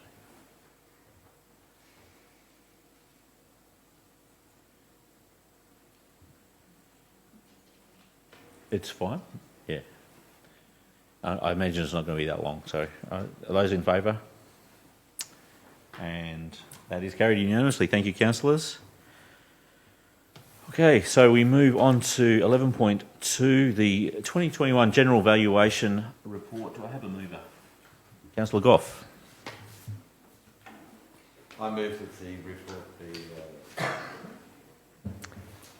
The recommendation be adopted. Thank you. Councillor, do I have a seconder? Thank you, Councillor Stephen Mayne. Councillor Goff. Thank you, Mr Mayor. And indeed, I stand up to actually move this particular motion, and I think it's the first time in my time here at council since 1997, and I'd like to be corrected. It might have happened once before, but I don't think it did, that the actual valuation of the properties within Manningham has gone down. Last year. Well, this one and this one, the last year and this one. So it has gone down. And in fact, if we're looking at here, the actual valuations from the Valuer General, who's doing our valuations these days, basically is showing that overall, I think it was 2.7%. There are certain sectors, such as the commercial areas and industrial, I think was 7% down, and especially in the land value.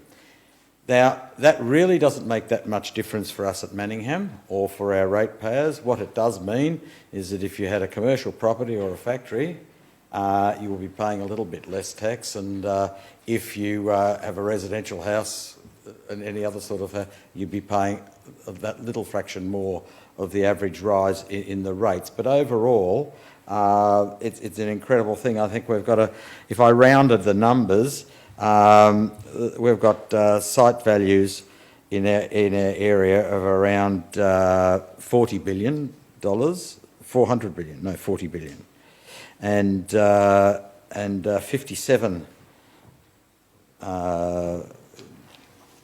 $billion in capital improved value of properties within Manningham. There's nothing outstanding here as we come through, in that I suppose we do have the reports highlighting a number of properties to the value of capital improved value of 806,000 that are non-rateable properties, and there'll be a number of different assets throughout our community that do not get rated. But indeed, this needs to be passed, and us accepting that and declaring it prior to our rates and charges, and that is basically why it has come up at this particular stage to be passed. Thank you, Councillor Goff. Councillor Stephen Mayne. Nothing to add. Any speakers against? I'll put the motion. Those in favour? Sorry. And carried unanimously. Again, thank you, councillors. Item 11.3, recreational lands, charges in lieu of rates 21-22. Do I have a mover? Moved as on the paper. Thank you, Councillor Goff. And do I have a seconder? I second that, Mr Mayor. Thank you, Councillor Lang. Councillor Goff? Yeah, every now and then, each year, we have to come up and make a declaration of these particular rates and charges for recreational land. And indeed, this will be land that's occupied by a number of different groups, but primarily what we do in Manningham and what we have done, and these are the bits of land that are open in part to people, not in their entirety, which are the tennis clubs, I think it's the hockey club, and I think it's the hockey club. What other club is there? Anyway, the bowls clubs. And indeed, the reason are they are recreational land, they have recreational activities, and we're not putting a rate on it or a charge on it in swap for the value that they're giving to our community, i.e. the tennis clubs, even though they're locked away and they are this land, they do give back to our community in the element that people can play tennis there and run activities out of there for our community. Same with the bowls clubs and the same with the hockey clubs. Now, there are two other properties in Manningham. There used to be three. There used to be a golf course that also went through here. But there was the Veneto Club and the Yarra Valley Country Club. There, I suppose they've got a lot of recreational land, and people have got an opportunity to go and play sport and do things in there. And they have been given in the past through Manningham an actual charge that we've put on to them, levied them a charge. It's not a rate. It works out to basically similar to sort of what the rate would be.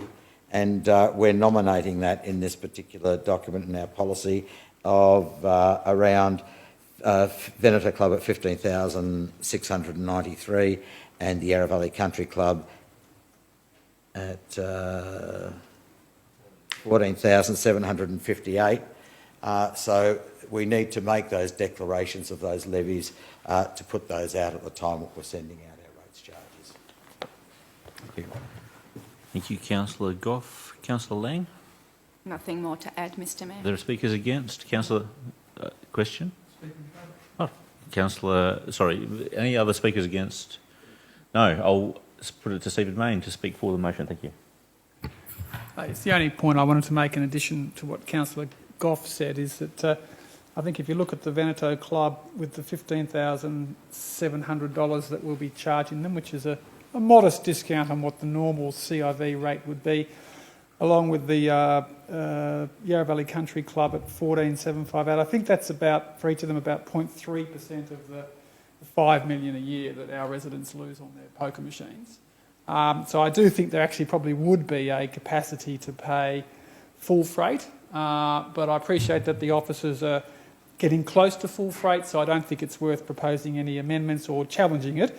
But I personally have a little bit of a problem of when we are the world's biggest gamblers with 14 billion a year lost on poker machines, 58 million a year in our community.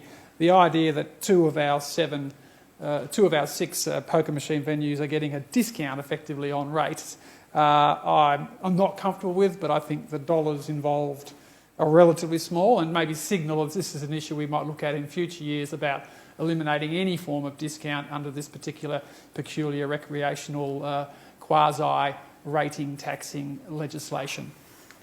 Thank you, Councillor Mayne.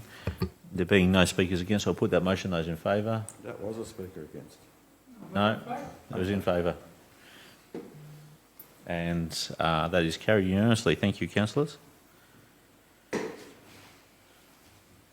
Okay, so we move to 11.4, Melbourne Waste and Resource Recovery Group and participating Easton Council's contract award for organics processing services. Do I have a mover? Councillor Kleinert. That the recommendation be adopted. Thank you. And do I have a seconder? Councillor Lightbody. Councillor Kleinert. Thank you, Mr Mayor. This is basically just an extension on a contract so we can keep doing the essential service that we do. This is about predominantly the green organics. I keep thinking, no, it's garden. See, I always get it wrong. In my head, I think green organics, but it's garden. So FOGO is food organics, garden organics. It should be noted that this was a collaborative tender process that involved 5 councils, which is great. It's you go larger scales when you collectively do a tender, and that involved Whitehorse, Maroondah, us, Yarra Ranges, and there was one more, Knox. There we go. So basically, this extends the contract. As we know that the need to introduce FOGO has been mandated by the state government, so we've got no choice in the matter. It is coming, and so with that, we're making sure that we have a contract that will make sure that there'll be no stopping of service. So as it rolls out, so essentially it's an extension of contract. Nothing other than that. Due process has happened in this, and it's really got to come through to us for us to endorse, so we can keep doing our core essential service to all our ratepayers, including ourselves. Thank you very much. Councillor Kleinert. Councillor Lightbody. I'll try not to repeat anything, but I think it's also really important to note that the contract, as Councillor Kleinert said, would enable council to bring in a FOGO service, which would reduce the overall environmental footprint of our community, as well as reducing the amount of waste that we send to landfill. And it also allows for the capture of nutrients such as nitrogen, which would then be returned to the ground through high quality fertilisers and the like. And although this service won't be provided for immediately, so don't go put your banana peels in the bin yet, I'm very pleased to be voting for it, because it means when we do come around to the point where we are ready to provide that service, we can. Thanks. Thank you, Councillor Lightbody. Any speakers against the motion? Any other speakers for the motion? Oh, yes. Councillor Lang? It won't be long, because it's been said very well by other councillors, Mr Mayor, but it's just very much a welcome step forward in our green garden organic waste collection by incorporating the mechanisms for future food organics to be included in our green waste in the future. And it really does help council achieve its goal of waste mitigation and minimisation objectives. Thank you. Thank you, Councillor Lang. There being no speakers against, I'll put the motion, and that's carried unanimously. Thank you, councillors. Item 12, shared services, 12.1. Mr Mayor. Sorry, yes. I would like to propose an amendment to the order of business, and that we deal with item 12.2 prior to the discussion and deliberations on item 12.1. Thank you. Do I have a seconder for that? Councillor Diamante, I will put that motion. Those in favour, and that's carried. So we will now move to 12.2, 2021-22 budget adoption and declaration of rates and charges and revenue rating plan 21-22 to 24-25. 2024-25. Do I have a mover for a motion or an alternate motion? Mr Mayor, I'd like to move the following alternative motion. Thank you, Councillor Mayne. That the officer's recommendation be adopted with dot point A amended to read A. Adopt the 2021-22 budget as detailed in attachment 1 to this report with the following amendment. A $250,000 allocation for additional traffic safety measures and programs in council-owned activity centres and recreation reserves in light of recent accidents and budget submissions. Thank you, Councillor Stephen Mayne. Now, sorry, do I have a seconder here? Councillor Diamante. Councillor Stephen Mayne, would you like to speak to the motion? Yes, Mr Mayor. So we've finally reached the end of the budget process, councillors. After a fairly intense process, we voluntarily put the draft budget out for consultation at the end of May when we didn't need to do that. The Local Government Act no longer required that, and we chose to do that in a voluntary basis to engage with the community. I think we had 7 submissions. I'd like to thank all of those submitters for engaging in our processes. And I'd just first like to deal with the amendment. The amendment is designed to give Council budget flexibility to address safety issues in some of our shopping strips in light of recent accidents. And we had a petition earlier this evening about issues at Macedon Square, but there have been issues at multiple shopping centres in Manningham in recent months, both council-owned and privately owned. So this is not making any decisions, but this is showing responsiveness and nimbleness to a very concerning accident with a significant injury, with media attention and with a following petition. And so councillors can't come in and with the officers instantly do anything, but we can make a budget allocation to give the officers flexibility to work up a report and to give advice on any investments or changes or education programs which need to be made. And the wording of that also provides some flexibility to potentially look at issues around parking, safety at our recreation reserves as well. So overall, I'm very happy with this budget. I think there has been some significant changes since the draft came out, and I think, councillors, if we'd stuck with the business as usual, we would have finished up, I think, with a cash balance rising from 83 million to 150 million over the next 10 years. So we are in an incredibly strong position, and we didn't have a particularly heavy capital works program to deal with the cash coming through the door based on the long-term projections. And the biggest single change to this final budget as opposed to the draft budget is an extra 10 million in the capital works budget, a $5 million allocation for potential strategic property acquisitions. And again, that's not making any decisions, that's simply creating a budget line item. We own $1 billion worth of land and $58 million worth of buildings, and hundreds and hundreds of properties. And if the officers see something they think we should own, then they have budget to potentially engage with the owner and come back to council and say we'd like to buy this. So it's been more active and flexible in managing our property portfolio and potentially diversifying our revenue streams, given our interest is earning sod all in the bank. Some other changes is we've also, with flexibility in mind, increased an initial $50,000 allocation for what was broadly termed a relief fund to a $500,000 allocation for that. And again, it is flexibility. It could be addressing sporting clubs with debts in light of COVID, could be addressing stresses in the community amongst Nella, the recent storms and power outages. It's a broad relief fund. I mean, we spent millions with across-the-board relief last year in the budget. This year, our approach in the budget is to create a fund where we can potentially deal with issues that come to us on a one-off basis, rather than going all sports clubs get a discount, which was the philosophy we took last year. So that's an important change in this budget. In terms of the rates, as we discussed previously, we've gone with the rate cap from the government of 1.5%.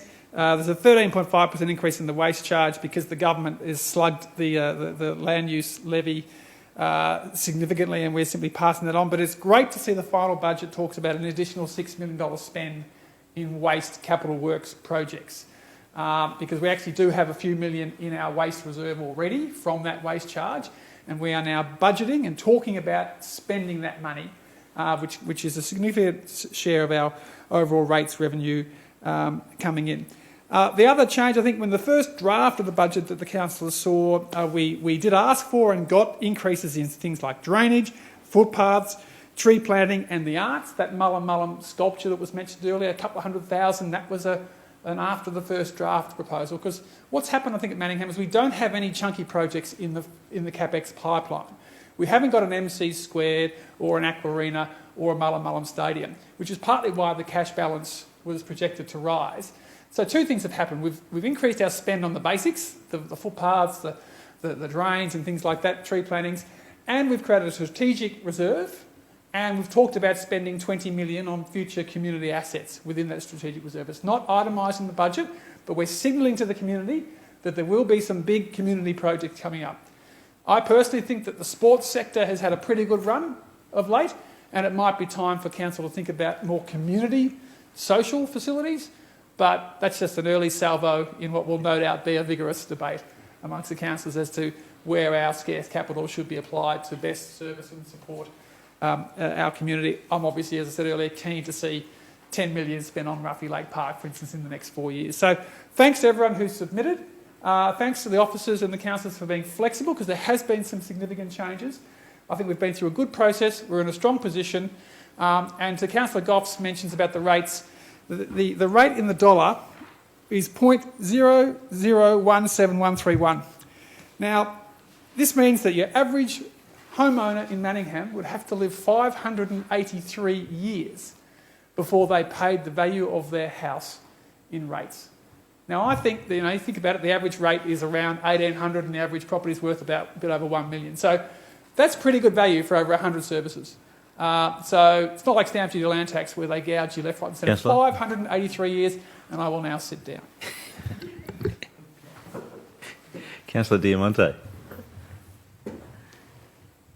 Thank you, Mr Mayor, and I won't be long. There's only a few things I want to say. At our last council meeting, I talked about some of the key items in the budget that I was very pleased about. Just to reiterate what Councillor Main said, I think it's great that we have the $250,000 for that safety review of Manningham-owned shopping precincts, etc., reserves. I'm very, very pleased about the $500,000 relief fund. Councillor Main spoke about, for example, businesses or sporting clubs that have been affected by COVID. I'm very pleased that it also can be used to support in some small way those many businesses in the Bulleen Light Industrial Zone that are being incredibly impacted, having to move for the North East Link project. So I'm really proud to be part of a council that's allocated that. And I also want to thank Ms Jurcevic for the advocacy on the community bus, and we will have a paper that comes to us very soon, as you said, Mr Mayor. And that's not just to support the Women's Friendship Group, but other community groups. I've had emails from the Chinese Senior Citizens Club of Manningham, the Macedonian Club of Manningham, and it's absolutely a service that's required across Manningham. I do want to mention just something briefly about rates. My fellow councillors will know that I wasn't necessarily supportive of the full 1.5% increase in rates. But I do think it's really important that as a council, while we're in such a strong, healthy financial position, that we look at alternative and additional forms of revenue to take the pressure off the ongoing increase in rates. Now's the time to focus on a strategy for how we diversify our income sources, and it's best to do it now when we're in a strong place rather than where we're in debt and in a weaker position, because these strategies take time to implement. Councillor May spoke about our strategic fund and strategic property acquisitions that can be revenue generating, and I'm sure there are other clever and creative ways, and I look forward to working with council to come up with those. Thank you. Thank you, Councillor Diamante. Any speakers against the budget? I have a speaker for, I think, Councillor Lightbody. Again, I won't repeat anything that's already been said, but I would like to highlight some other items in this budget, which include increased funding for new and improved cycle infrastructure by about a third, up to $910K for the coming year. A similar amount for new solar and environmentally sustainable design initiatives for our buildings and facilities, as well as budget for new EV charging stations for our future fleet of electric vehicles. And very importantly as well, we are financially joining the Alliance for Gambling Reform as a leadership council, similar to a number of our neighbours. Thanks. Thank you, Councillor Lightbody. Any other speakers, either for or against budget? Therefore, being no speakers against, I'll put that motion. Those in favour, and carried unanimously. Thank you, councillors.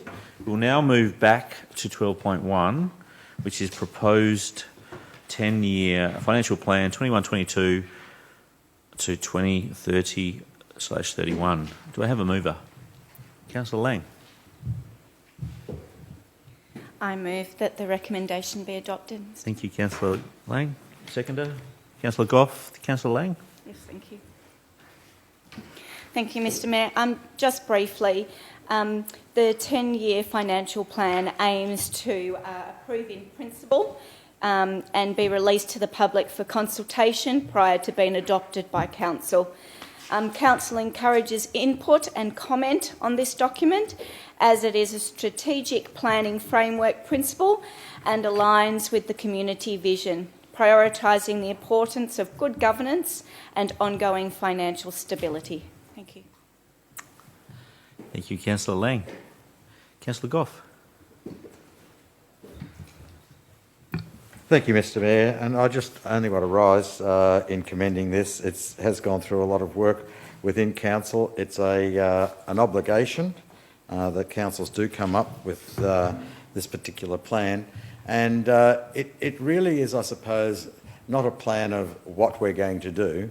It's a prediction, it's a crystal ball of how we think we're going to remain financially viable and be able to provide the services and the commitments that we need to do to our community in that particular 10 years, and how we're going to go about it and what we're planning to do in our vision, sort of financially, and how we're going to fund what we're going to do. So again, within this plan there's a checks and balances, and the local government have its own various checks and balances to see we're operating over that financial plan so that we do remain viable and able to function and to provide the services that we need to provide. So indeed it is a very good exercise that we need to go through, and it tempers our future behaviours on what we do into the future. So we need to refer to this, looking at the size of the council, the expenditure that we have, the level that we can go to in capital works, and when we do make a decision, we're making it with this in mind. It's us trying to predict how we're going to be. Yes, it's a 10-year one, so it could be very inaccurate into that time, but it's how we're looking forward. Thank you, Councillor Goff. Are there any speakers against the motion? Are there any other speakers for the motion? Councillor Stephen Mayne. Thank you, Mr Mayor. It's great to see that we are required by law to do a 10-year financial plan. I think it forces councils and councillors to think beyond the 4-year electoral cycle. You have to put your name to assumptions, such as we're assuming the CPI roughly rate cap amount in rate rises. If you read the numbers in the plan, it locks in our very important spend at least 33% of revenue on capital. So if you round up the numbers to 10 years, we're looking at 54 million a year on capital works, and a record 58.7 million in the coming financial year. There have been years in the past where we've done in the 20s, so this is a significant step up in capital. But the biggest number is the 1.52 billion on service delivery over the next 10 years. I think it's fair to say Manningham has a great history of low tax and relatively low and disciplined spending. We're not a profligate council. Unlike Burundara, where the average ratepayer pays $2,500 a year in rates, our average number is substantially below that and barely at $2,000, depending on whether you include the waste charge or not. The balance sheet, there's not a dollar of debt to be seen. this year or anywhere in the next 10 years. And that's after we're talking about spending $44 million on major new community facilities. And I certainly hope in the next 10 years we might see a new library or two coming through with the community spending. You compare our level of government and our performance of cash in the bank, low rates, 583 years to pay your value of your house in rates compared to other levels of government, the federal government of $1 trillion of debt, the state government with $156 billion of debt by 2024-25. Even Western Australia with their $10 billion in iron ore royalties this year, up from $1 billion a year 13 years ago, still have debt of $60 billion, the state of Western Australia. So we're very few government organisations in as good a position as us, and it's all here to see in the 10-year plan. And this discipline of this document is really, really good, keeps us all on the straight and narrow. We have, as a sector, fully funded super, defined benefit, you name it. No other sector of government has that. And we're now setting up things like strategic reserves for future investment. So a credit to all councillors and officers who've been before, who've bequeathed this magnificent inheritance for us Johnny-come-lately councillors who are now doing our best to try and spend some of the cash balances and strong positions that we've inherited after excellent long-term financial management at Manningham since the creation of the municipality in 1994. Councillor Stephen Mayne, are there any other speakers either for or against? I'd also like to thank the officers for fantastic work putting this together, and we have had a long history of having a 10-year financial plan, even though until this year, this is the first year we've actually had to have one, I think. So I really appreciate the work of the officers in putting this together, and it is a bit of a crystal ball, but all things going well, we'll do better than the rest. So with that, I'll move on to item... You going to vote? Oh, sorry, yes. We better do that. Thank you, Councillor Kleinert. Getting carried away there. Those in favour? And that is carried unanimously. Thank you. Point of order, you should have called.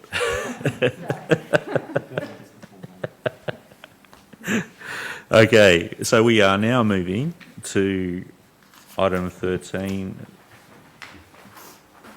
Chief Executive Officer, 13.1, Draft Council Plan 2021 to 2025 and 2040 Community Vision.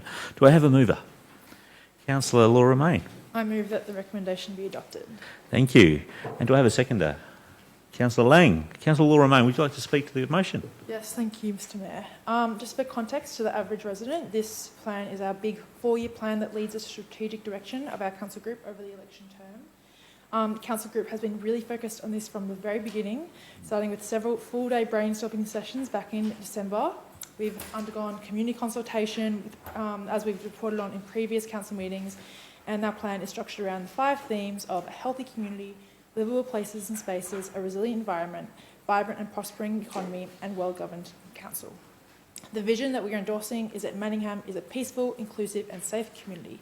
We celebrate life with its diverse culture, wildlife and natural environment. We are resilient and value sustainable and healthy living, a sense of belonging and respect for one another.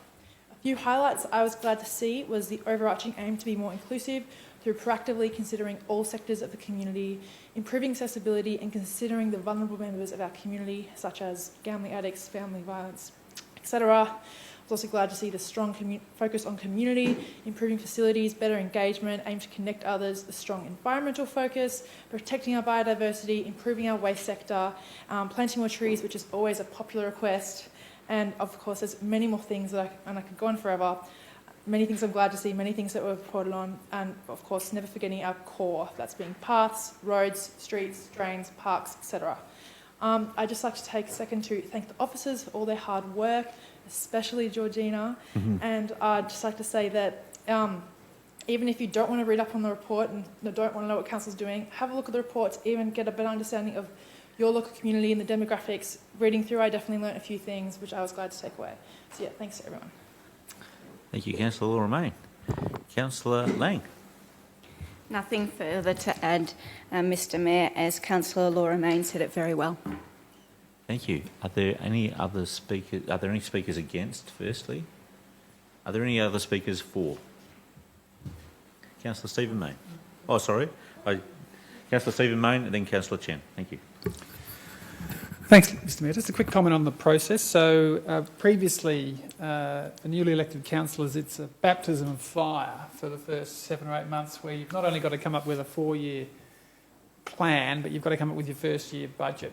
So I think it's a really good reform that councils have been given an extra potentially 3 months to come up with the 4-year plan. So you've got to vote for your budget before you start spending money next week because you have to legally pay the staff, meet payroll.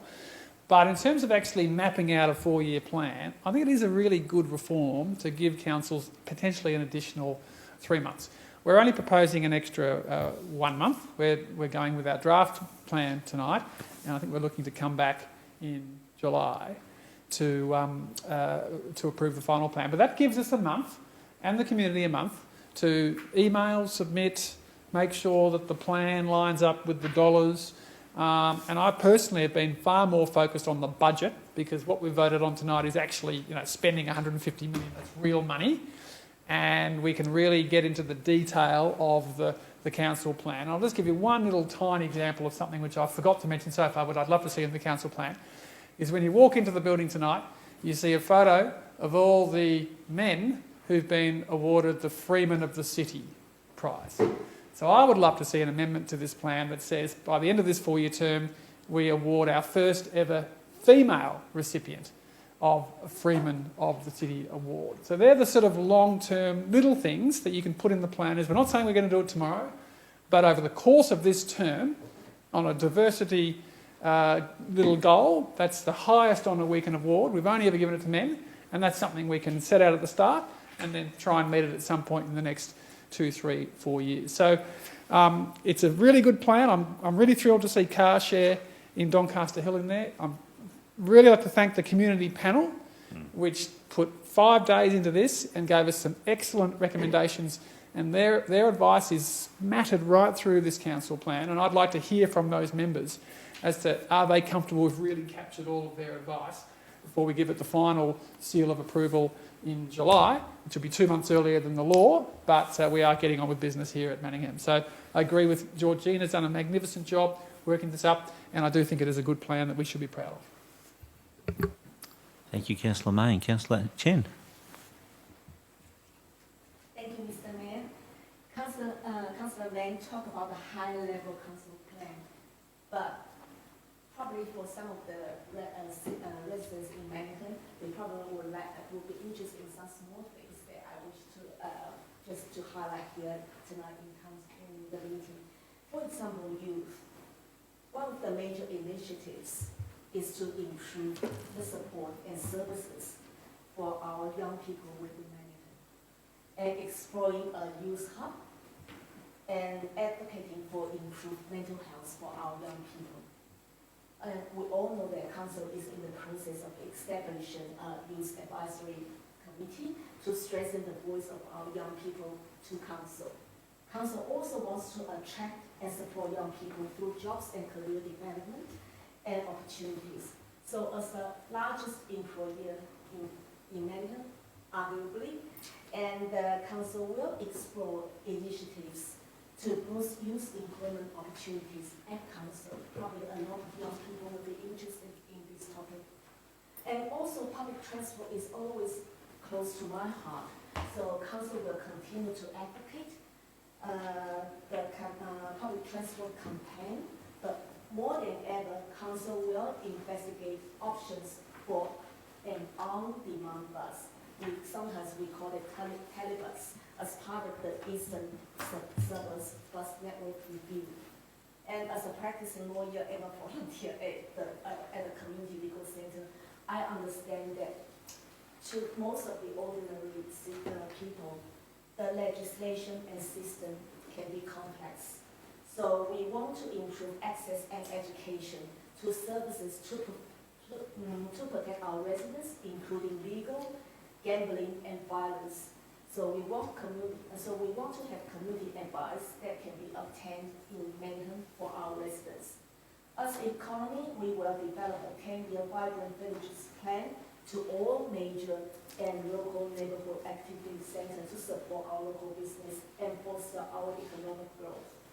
Finally, environment.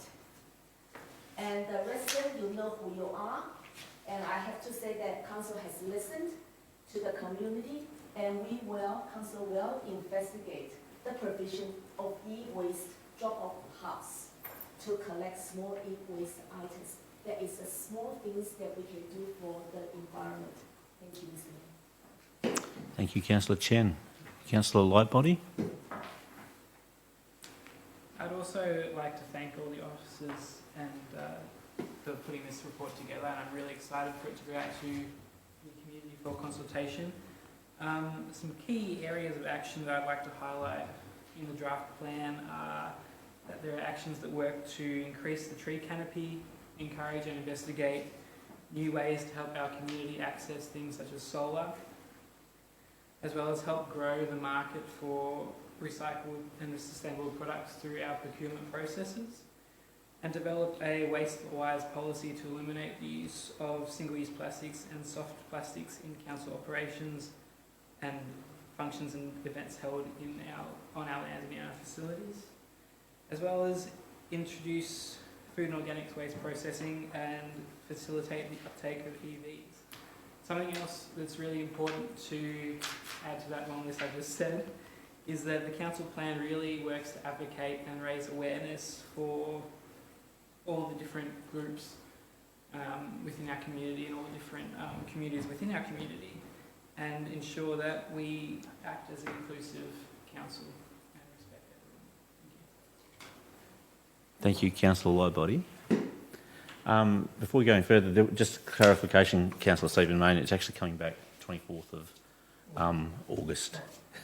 So we do have 2 months. But was there any other speakers for or against the motion? I'd like to just speak briefly to it and congratulate councillors for the teamwork that we put into bringing this together. And again, thank the officers. They've done an amazing job of just...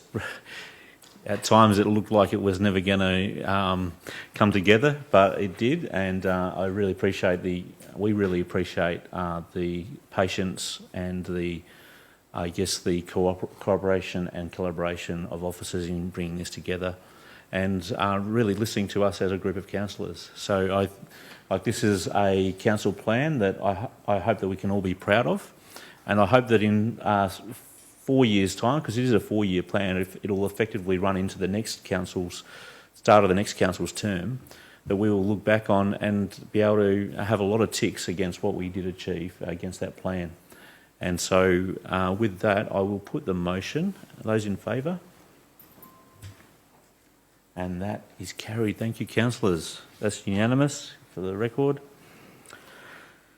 And so we move on to item 13.2. We do have an officer's alternate motion. Do I have a mover? Councillor Kleinert. Move the officer's recommendation be adopted with the following amendment. Part A, point 2, amended to read, 2, the instrument comes into force on 1st of July 2021. Thank you, Councillor Kleinert. Do I have a seconder? Councillor Goff. Councillor Kleinert, would you like to speak to the motion? Councillor Goff. Those in favour? And that is carried. Sorry, I don't know if I read the actual title of this, so I will clarify. This is the instruments of delegation to the Chief Executive Officer and members of council staff, in case. That was item 13.2. We are now moving on to item 13.3, appointment of Authorised Officer, Planning and Environment Act 1987. Do I have a mover? Councillor Chen? I move that the recommendation be adopted. And do I have a seconder? Councillor Lang. Thank you. I will put that motion. Those in favour? And that's carried unanimously again. Thank you, councillors. Item 13.4, informal meetings of councillors. Do I have a mover? Councillor Diamante. I move that the recommendation be adopted. Thank you. And do I have a seconder? Councillor Lang. I'll put that motion. Those in... Sorry. Councillor. Just a very quick comment on this. Before you do, Councillor Main, I'll just give Councillor Diamonte an opportunity, and then Councillor Lang. Thank you. Now, Councillor Main. Yeah. I know that the law has changed on this, and it used to be that you would only report on meetings where there were 5 councillors, i.e. a majority of councillors, and at least 1 officer.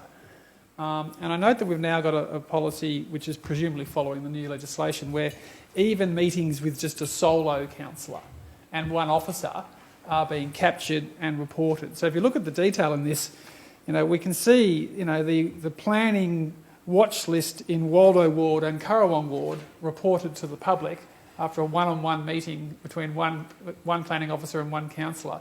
And I'm just, I guess, raising the issue as to whether we need to go to this level of detail with all our meetings. 16 meetings is a lot to report. I know no one ever discusses it or looks at it, but it is quite a lot of paperwork. And I guess the only other point I make is we've got a number of meetings here which are called councillor-only meetings, and then we report about the officers being in the room, and it's only reported because there's an officer in the room. So if we want to call it correctly, it's not actually a councillor-only meeting at all. It's something else, but it's not a councillor-only meeting because councillor-only meetings are not reported in this because you have to have an officer here to take the notes and report it. So just a couple of minor tweaks. I know it's a really boring part of business. We have to do it, but I'm a little worried that maybe we're doing too much paperwork, capturing every single solo meeting. And maybe, I don't know, we have an offline discussion about that. But I think it's very, very transparent. You can't ask for any more transparency than this. Thanks, Councillor Main. So we will take that on notice and perhaps just flag that for our governance review coming up. That being said, I will put that motion. Those in favour? And that's carried unanimously. Thank you. Documents for sealing. Do I have a mover? Councillor Lowbody. I'd like to move that the recommendation be adopted. Thank you. And do I have a seconder? Councillor Laura Main. I'll put that motion. Those in favour? And carried unanimously. Thank you. Item 14, urgent business. There are no items of urgent business. Item 15, councillors' question time. Councillors, does anyone wish to raise a question? Councillor Chen. Mr. Mayor, there are concerns regarding some derelict buildings in the neighbourhood. These structures can devastate the neighbourhood, undermine the neighbours' quality of life, and diminish the value of nearby properties. Windows were broken, timber eaves were damaged. They were told that council cannot ask the owner to maintain or demolish the property. What powers does council have to action derelict buildings? Thank you. I'll refer that question to the CEO. Thank you very much. Thank you, Councillor, for the question, and I'll respond on behalf of the General Manager of Approvals and Compliance. So, yeah, Council does, through a community local law, are able to intervene and require works to be undertaken by landowners if land is identified as being unsightly, dangerous or detrimental to the general amenity of the area in which the land is located. Officers don't have the authority to require derelict buildings to be demolished. However, there is a situation where if a property is unsightly, dangerous or is detrimental or impacting the general amenity of the area, officers can take action in those instances. And this has included in the past a requirement to secure buildings, provide fencing and to maintain garden areas to a reasonable standard. I've been advised that officers are seeking legal advice concerning one property in particular that continues to remain vacant, and will take appropriate action once this advice is received, and the matter is relating to unsightly derelict properties is also being considered in the drafting of the new council community local law, which will be coming to council, I think, this year. So you'll have an opportunity to have a look at the extent of the powers that council has in relation to reviewing that local law. Thank you. Thank you, CEO, and thank you, Councillor Chen. Are there any other questions from councillors at this point? No?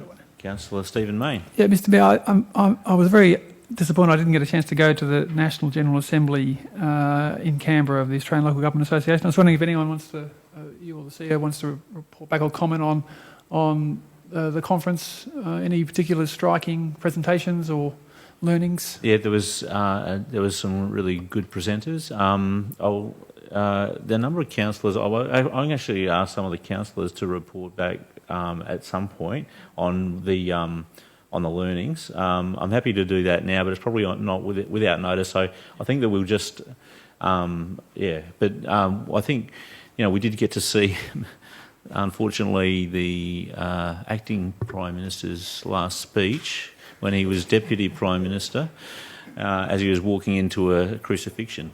And, so that was, it was notable because we did have the opposition local government minister talk after that and explaining how good a guy Mr McCormack was. He was the only person who contacted him when he was in a bit of strife. So it just, perhaps proof of good guys come last or something. But that was that, and then we had a number of presentations. We had it was interesting. We had a COVID presentation about managing COVID for the first time. We actually had two people scientists, talking about immunology and that sort of stuff, and another person explaining the economic cost of the lockdown and stuff, and giving a more balanced view than we may have heard previously. That was... In fact, that's worth anyone watching that presentation. That was probably the highlight for me. I guess part of it was talking to, for me, catching up with people from all over the place. I met the administrator of a Central Coast council, New South Wales, who rightfully went into administration, and that was very interesting talk I had with him. I won't go into the details of that, only to say that it's the importance of having free cash, and the dangers of long-term rate capping in New South Wales is something that we really need to be aware of continually, because we don't want to go down that path. I'll leave it open. If any other councillors, this is a great time if you would like to report on the conference. If otherwise, we will. I think maybe we'll leave it for next time if people can be prepared to bring something, and we'll talk about it in council in our own time anyway, no doubt. So there was some really good learnings. So thank you for the question, Councillor Stephen May. Are there any other questions from councillors? No. With that, we will move to confidential reports. Do I have a mover for item 16? Councillor Kleinert. That council closed the meeting to the public pursuant to section S662A of the Local Government Act 2020 to consider item 16.1 MC Square cladding update concerning council business information, being information that would prejudice the council's position in commercial negotiations if prematurely released. Thank you. And do I have a seconder for that? Yes, that's right. I've got to go through. Councillor Lang, and I'll put that motion. Those in favour? And that's carried unanimously. So with that, we'll be ending the meeting and live streaming to commence our closed meeting shortly. So thank you for everyone for attending this evening, and thank you. We'll turn off the camera.